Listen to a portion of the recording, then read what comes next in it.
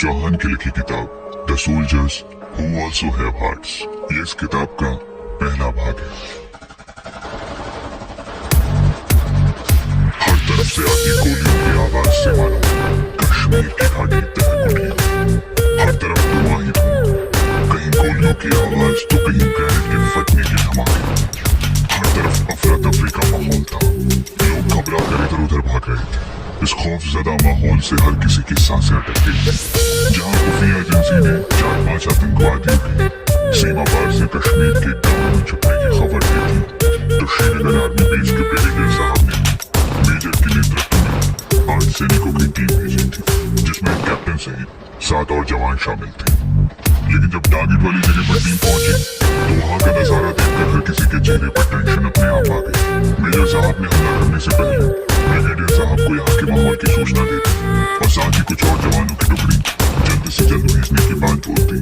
Major साहब अपनी team को बिना खौफ खाए आगे बढ़ने को तैयार कर रहे थे, लेकिन यहाँ एक जवान ऐसा भी था जो सामने के हालातों से घबराए बगैर आगे बढ़ चुका था। वो कोई और नहीं, कैप्टन। वो देखते ही देखते आतंकवादियों पर काल बनकर बरस पड़े। हर तरफ से आती गोली बारूद की आवाज से और उठते धुएं से आसमान तक काला नजर आने लगा। आतंकवादियों की संख्या कोई 20-25 के आसपास थी और कुछ के छुपे होने की आशंका भी थी। सारे आतंकवादी हथियारों से लबरेज थे और कोई बहुत बड़े हमले की फिराक में थे।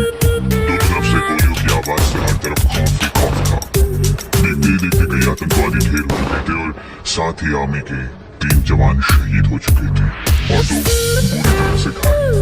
लेकिन कैप्टन साहब जिस तरह से आतंकवादियों को मौत के घाट उतार रहे थे, उनके फैसले को देख घायल जवानों में भी जोश आ गया। कैप्टन साहब के कंधे और हाथ में एक गोली लग चुके थे, लेकिन उन्हें देखकर लग रहा था जैसे इस टाइम मौत भी आ जाए तो वो उसे साइड कर देंगे। आर्मी वालों की बाकी टीम पहुंच चुकी थी, लेकिन तब तक सब आतंकवादी ढेर हो चुके थे। जब सब आतंकवादी मारे जा चुके थे तो इस जगह की तलाशी ली जा रही थी और घायल जवानों और जो शहीद हुए थे उनको सेना की गाड़ी से वापस लाया जा रहा था। सब कुछ चेक करने के बाद जब सब वापस जाने को हुए तो मेजर साहब ने देखा कि कैप्टन यहाँ नहीं है। वो सब कैप्टन को ढूंढ रहे थे कि पीछे की तरफ से 3 गोलियां चलने की आवाज आई। जैसे ही सब उस तरफ गए तो सामने से लहूलुहान कैप्टन आते थे। सब जल्दी से उनको संभालने गए, लेकिन तब तक कैप्टन साहब नीचे गिर गए थे। उन्हें जल्दी से उठाकर आर्मी हॉस्पिटल की तरफ ले गए, लेकिन बेहोश होने से पहले उन्होंने मेजर सर को एक कागज, कुछ फोन, एक लैपटॉप और एक नक्शा पकड़ा दिया था। इधर हॉस्पिटल में कैप्टन साहब जिंदगी और मौत की जंग लड़ रहे थे, तो दूसरी तरफ मेजर सर ने वो सारे गैजेट्स जो कैप्टन ने उनको पकड़ाए थे उन्हें लेकर ब्रिगेडियर साहब को दिखा दिया। दोनों ही उसे देखकर हैरान थे। ब्रिगेडियर सोमेश प्रसाद और मेजर आगे का प्लान बना चुके थे। दोनों कैप्टन से मिलने जाते हैं क्योंकि उनको होश आ चुका था। जिस रूम में कैप्टन थे वो वहां जाते हैं, उनको देखते ही कैप्टन उठने की कोशिश करते हैं, लेकिन ब्रिगेडियर साहब उनको रोक देते हैं। ब्रिगेडियर कैप्टन करमवीर सिंह, थोड़ा रेस्ट भी किया करो यार, मौत से तो तुम डरते नहीं हो, तो बेचारी मौत भी खुद खौफ खाने लगी है तुमसे। ब्रिगेडियर और मेजर सर हंसने लगते हैं, लेकिन कैप्टन बस मुस्कुरा देते हैं। मेजर, यार कैप्टन आपको सच में मौत से डरने लगता? करमवीर, सर मौत से डर लगता तो वो फौज में आता ही क्यों? ब्रिगेडियर, बात तो सही, ऐसे भी हम फौजी को तो ऐसे भी मौत हर राह पर बाहें फैलाई खड़ी रहती है, लेकिन कैप्टन आज जो काम आपने किया वो गोली लगने के बाद शायद ही कोई करता, पर आप जितने ब्रेव हो उतने इंटेलिजेंट। आज तो तुमने आतंकवादियों के सारे मंसूबों पर पानी फेर दिया। कैप्टन बस बदले में थोड़ा मुस्कुरा देते हैं। करण तुम्हारे यहाँ से पंजाब के लिए ट्रांसफर हो गया, तो उससे पहले तुम जैसे ही ठीक हो जाओ उस टाइम के लिए छुट्टी लेके चले जाओ। थोड़ा रेस्ट हो जाएगा और तुम पिछले 3 सालों से एक बार भी घर नहीं गए, फिर तुम होगी तो पंजाब से ना। कैप्टन सॉरी सर, मैं घर नहीं जाना चाहता, मैं बस अपनी ड्यूटी निभाना चाहता हूँ। मुझे कोई छुट्टी नहीं चाहिए और ऐसा भी मेरा कोई घर नहीं है, ना कोई ऐसा है जिससे मैं मिलने जाऊँ। लेकिन करण तुम्हारे मम्मी पापा, कैप्टन सब ठीक, मुझे कोई छुट्टी नहीं चाहिए, मैं कल परसों जाकर पंजाब में रिपोर्ट करता हूँ। ब्रिगेडियर होगी कैप्टन, जैसे तुम्हारी मर्जी, तुम रेस्ट करो। ब्रिगेडियर और मेजर वहां से बाहर आ जाते हैं। सर एक सवाल पूछूं आपसे? ब्रिगेडियर, यही ना कि कैप्टन करमवीर ऐसे क्यों? Major, yes sir. ब्रिगेडियर, ये एक लंबी कहानी, फिर कभी आपको बता देंगे। अभी तो हमें बस उस जगह जाना है जो नक्शा कैप्टन ने हमें दिया है और ये पता लगाना है कि और भी आतंकवादी बचे हैं या कैप्टन साहब ने सबको ढेर कर दिया। मेजर, सर उसकी रिपोर्ट हमें मिल चुकी है, मुझे बस सिर्फ 3 आतंकवादी थे जिन्हें कैप्टन ने उन्हें ढेर कर दिया था, बस अब आतंकवादियों ने संपर्क किया था। पर इतना तय है कि उनका अभी का सारा प्लान कैप्टन ने खराब कर दिया। बस वो जो जगह लक्ष्य में दिख रही है उसका पता लगाकर हम आतंकवादियों के कश्मीर में घुसने को रोक सकते हैं। तो चलिए भैया, देर किस बात की। Punjab army cantt brigadier Sukhwinder Singh को एक फोन आता है। वो फोन सुनकर बहुत ज्यादा खुश होते हैं, इतने खुश होते हैं कि वो खुशी से अपने साथ बैठे कर्नल को गले लगा लेते हैं। क्या बात है सर, आज से पहले आपको इतना खुश कभी नहीं देखा। किसका फोन था? कर्नल ब्रिगेडियर साहब के काफी करीब थे। उनका नाम राजीव सक्सेना था। ब्रिगेडियर सक्सेना साहब, करण परसों यहाँ आ रहा है, उसकी पोस्टिंग यहाँ हो रही है। राजीव सर, ये तो बड़ी खुशी की बात है। सुखविंदर हाँ, मैं बहुत खुश हूँ। 3 साल से अपने बच्चे की शक्ल भी नहीं देखी। हर दिन उससे मिलने में तरसता हूँ और ऊपर से उसके काम करने का तरीका जिसे मुझे हर रोज लगा रहता है। पता नहीं मेरा बच्चा कब मेरे से बात करेगा, कब तक नाराज रहेगा। साथ में भी तो जैसे उस दिन के बाद से निकल रही है। वो कुछ कहती नहीं लेकिन उनकी आंखों में सब दिखता है। इतना बोलकर ब्रिगेडियर साहब कुर्सी पर बैठ जाते हैं, लेकिन उनकी आंखों में नमी। सर एक बात बोलूं? सुखविंदर हाँ बोलो। राजीव आपको बचपन से जानता हूँ और करण से भी कई बार मिला हूँ। जो करण हमेशा हंसता खेलता रहता था, सबके चेहरे पर हंसी लाता था, लेकिन वही करण अब कितना बदल गया ये हम सब जानते हैं। तकलीफ में आज हर कोई है, लेकिन करण जिस दौर से गुजर रहा है ना वो आसान नहीं है। आपसे और बाकी सबसे सिर्फ करण दूर हुआ है, लेकिन करण के तो माँ बाप भाई और यहाँ तक कि जन्नत से प्यारे दोस्त सब दूर हो गए। सुखविंदर जानता हूँ, लेकिन वही तो ठीक करना चाहता हूँ। जो विश्वास उसका हम सबसे उठा है वही वापस लाना चाहता हूँ। ये दोनों ऐसी कुछ देर बातें करते हैं। Lucknow army cantt captain Ajay Sharma, captain Naveen Rawat और कैप्टन अभिनव चौहान, आप तीनों का यहाँ से पंजाब के लिए ट्रांसफर होगा। आपको कल ही वहाँ रिपोर्ट करनी है, तीनों एक साथ। Yes sir. मेजर तो आप तीनों जा सकते हैं और अपने जाने की तैयारी कर लो। तीनों ओके सर। तीनों वहाँ से अपने अपने क्वार्टर की तरफ चले जाते हैं और सामान पैक करके जरूरी फॉर्मेलिटी करके पंजाब के लिए निकल जाते हैं। तीनों गाड़ी से जाते हैं। रजत यार जवाब पंजाब के लिए ट्रांसफर हुआ क्योंकि माँ और उसके अंकल से मिले काफी टाइम हो गया है।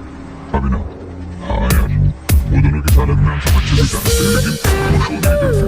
नवीन न जाने करण कब हम सबको माफ करेगा और हमसे बात करेगा। उसके बिना सब सुना सुना लगता है। जब वो होता था तो हमेशा कितनी रौनक होती थी। रजत हाँ यार, अपना यार ऐसा ही था, सबके चेहरे पर हंसी ले आता था। काश कि वो भी हमारे साथ होता। एक किस्मत में बड़े मजे ले लिया। उस इंसिडेंट के बाद एकदम से हम सबके ट्रांसफर अलग कर दिए और फिर हम तो पिछले साल लखनऊ आ गए एक साथ। वो तो हमेशा दूर ही था, न कभी मिला न हमसे बात की। नवीन हाँ यार बड़ी याद आती है, लेकिन उस एक दिन ने सब कुछ तबाह कर दिया।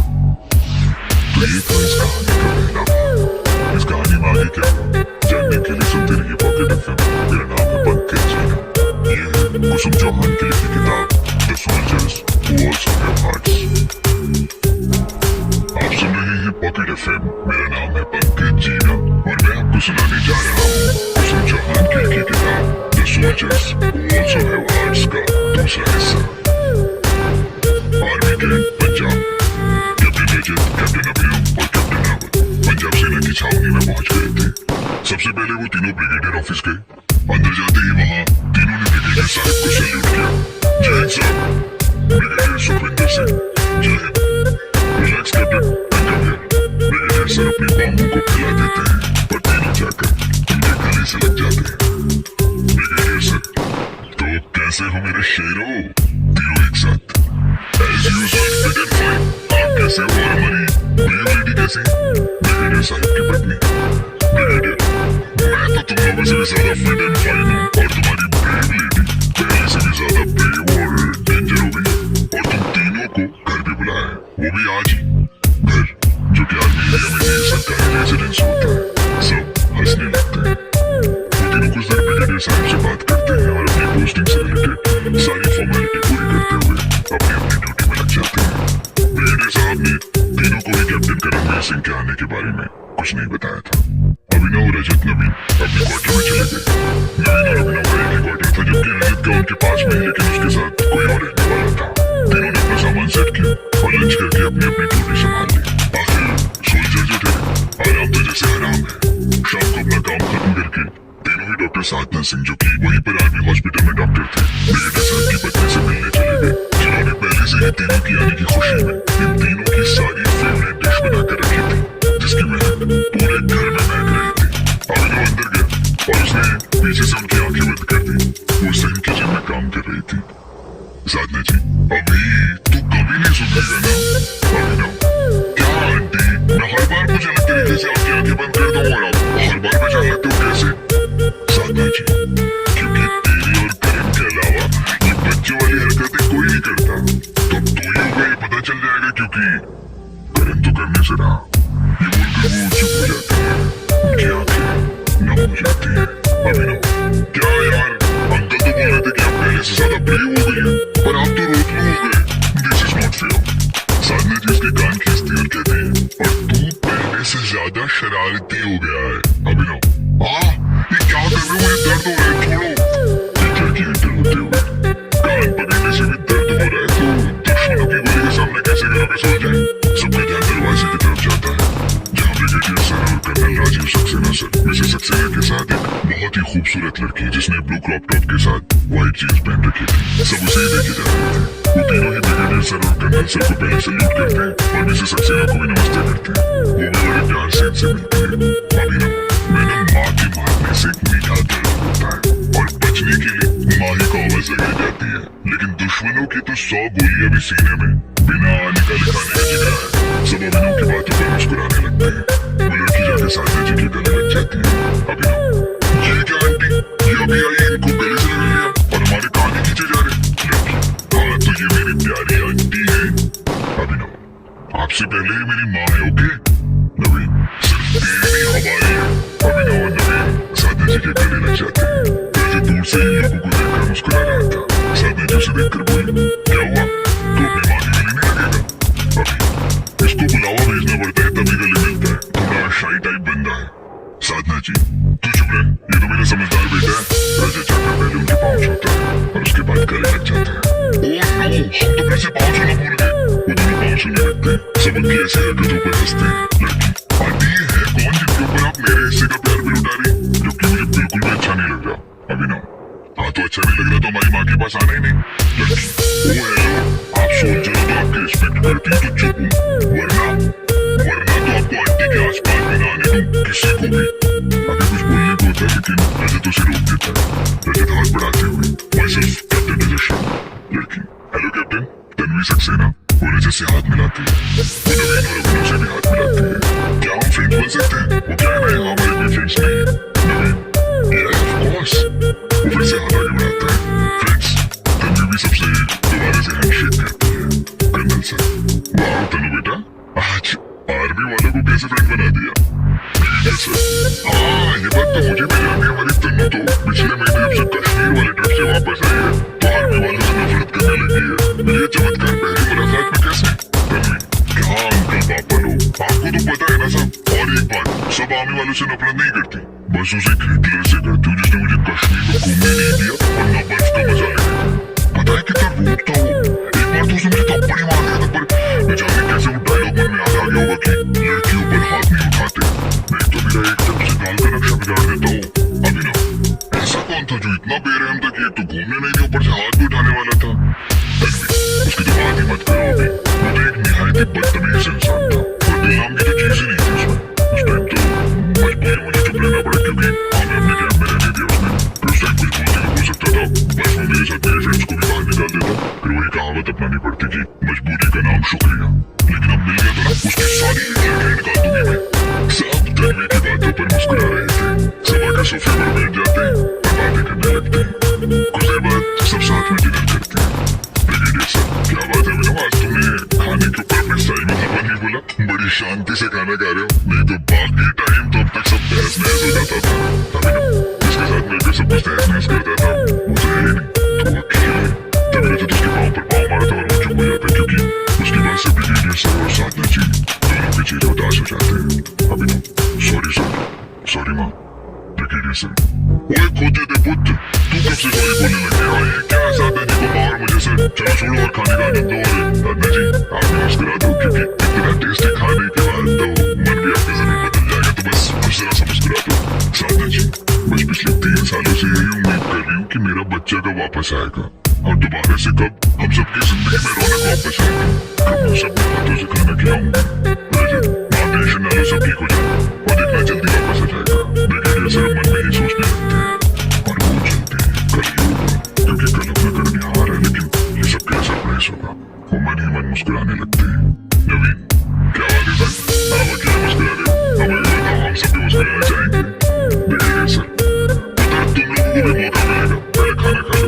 सब डिनर करके बातें करने लगते हैं और फिर कुछ देर बाद रजत, नवीन और अभिनव वापस अपने क्वार्टर चले जाते हैं और कर्नल साहब और उनकी पत्नी और बेटी तन्वी भी अपने घर चले जाते हैं। सब सो जाते हैं। अगले दिन Srinagar army cantt, captain Karanveer Singh अपना सामान पैक करके ब्रिगेडियर सुमेश प्रसाद सर और मेजर सर से मिलने जाता है। करण जय हिंद सर। ब्रिगेडियर सर जय हिंद कैप्टन करणवीर सिंह, तो आपकी जाने की तैयारी हो गई? करण यस सर। ब्रिगेडियर सर चलो थोड़ा नई जगह भी हो, कब से कश्मीर में ही हो। करण सर कश्मीर से तो प्यार हो गया, जाने का मन ही नहीं कर रहा। ब्रिगेडियर सर कोई नहीं कैप्टन, जल्दी दोबारा आने का मौका मिल जाएगा। करण जरूर सर, वापस तो आऊंगा। ब्रिगेडियर आना तो पड़ेगा ही, आखिर सारे आतंकवादी कैप्टन करणवीर के नाम से खौफ चुकाने लगे हैं। करण मुस्कुरा देता है और कहता है ओके सर, दोबारा मिलते हैं जल्दी। ब्रिगेडियर सर कैप्टन साहब जरा थोड़ा खुद का भी ख्याल रखना और हमें भी याद कर लेना। करण जरूर सर। ओके सर, आप अपना ख्याल रखना। दोनों एक दूसरे से गले मिलते हैं। आखिर कैप्टन करणवीर सिंह यहाँ सिर्फ दो ही लोगों से बात करते थे, ब्रिगेडियर सर और दूसरे मेजर सर, जो कि आज यहाँ थे नहीं। करण वहाँ से एयरपोर्ट चला जाता है और फ्लाइट से आधे पौने घंटे में चंडीगढ़ पहुंच जाता है और वहाँ से टैक्सी लेकर आर्मी कैंट चला जाता है। शाम के 5:30 बजे वो आर्मी कैंट में पहुंच जाता है। जैसे ही करण अंदर आता है तो एक बार सबकी नजरें उस पर जरूर जाती है, क्योंकि सर में, हाथ में और कंधे में पट्टी बनी हुई थी और न जाने कहाँ कहाँ चोट होगी। इस समय जब उसे या तो हॉस्पिटल या घर में होना चाहिए, लेकिन ये जनाब अपनी ड्यूटी पे पहुंच गए थे। आर्मी कैंट के एंट्रेंस से थोड़ा आगे ही ब्रिगेडियर सर और कर्नल सर के क्वार्टर बने थे। वहाँ पास ही ब्रिगेडियर सर और कर्नल सर रजत, अभिनव, नवीन, तन्वी और साधना जी के साथ खड़े थे। तभी तन्वी की नजर करण पर पड़ती है, जिसके एक साइड हाथ और बाजू में पट्टी बनी हुई थी, तो दूसरे साइड में बैग लटका हुआ था। जैसे ही करण उनके पास पहुंचा तो बाकी सबकी उस तरफ भीड़ थी। तन्वी मिस्टर हिटलर तुम यहाँ? करण हैरानी से तन्वी को देख रहा था, क्योंकि उसे भी वो याद तो थी।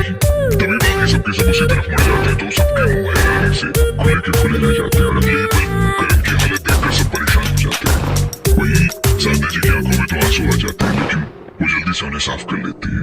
तन्वी ओ मिस्टर हिटलर, मैं आपसे बात कर रही हूँ, तुम यहाँ कैसे? तुम तो वहाँ कश्मीर में अपनी डिक्टेटरशिप चला रहे थे, तो फिर यहाँ क्यों आए? करण बस गुस्से से उसे देख रहा था, पर उसने एक शब्द भी नहीं बोला। सामने आकर अपने आर्मी रूल के अनुसार ब्रिगेडियर सर को सल्यूट किया। जय हिंद सर। ब्रिगेडियर सर जय हिंद कैप्टन। करण वहाँ पर खड़ी साधना जी को देखता है, जिनकी आंखों में आंसू लगातार आ रहे थे। एक बार तो करण को मन किया कि जाकर अपनी माँ के गले लग जाए, लेकिन अगले ही पल वो बिना कुछ बोले वहाँ से चला जाता है। उसने रजत, नवीन और अभिनव की तरफ देखा तक नहीं। उसे सबसे पहले सारी पोस्टिंग रिलेटेड फॉर्मेलिटी पूरी की, उसके बाद जो उसे रूम मिला था वो उसमें चला गया। उसके साथ कोई और भी रहने वाला था। यहाँ साधना जी की आंखों के आंसू रुकने का नाम नहीं ले रहे थे। एक तो करण को इतनी सारा बात देखा, ऊपर से उसे इतनी चोट लगी थी और नाराजगी अब भी उसकी पहले जैसी ही थी। ब्रिगेडियर सर साधना जी को अपने साथ अपने रेजिडेंस ले गए। तन्वी भी हालात समझकर वहां से अपने रूम चली गई और तीनों कैप्टन अपने क्वार्टर आ गए। इधर रूम में करण को दिल के साथ से मुंह पर भी दर्द हो रहा था। उसने अपनी ड्रेस की शर्ट खोल दी, क्योंकि टैक्सी में जोर से ब्रेक लगने से उसका लेफ्ट हैंड सामने की सीट पर लग गया था, जिसमें गोली लगी थी। उसको काफी दर्द हो रहा था। उसने एक पेन किलर ली और वो वहीं बेड पर लेट गया। बिना सोच बोले ही उसे उस समय नींद आ गई थी। थोड़ी देर बाद रजत, अभिनव और नवीन भी उसी रूम में आ गए थे, क्योंकि रजत का भी वही रूम था। करण की हालत देखकर एक बार के लिए तीनों ही इमोशनल हो गए, पर दोबारा से उन्होंने खुद को संभाल लिया। रजत ने करण के शूज उतारे और उसे कंबल उड़ा दिया। वो तीनों अभिनव और नवीन वाले रूम में चले गए। नवीन यार इसने क्या हालत बना रखी अपनी, शक्ल से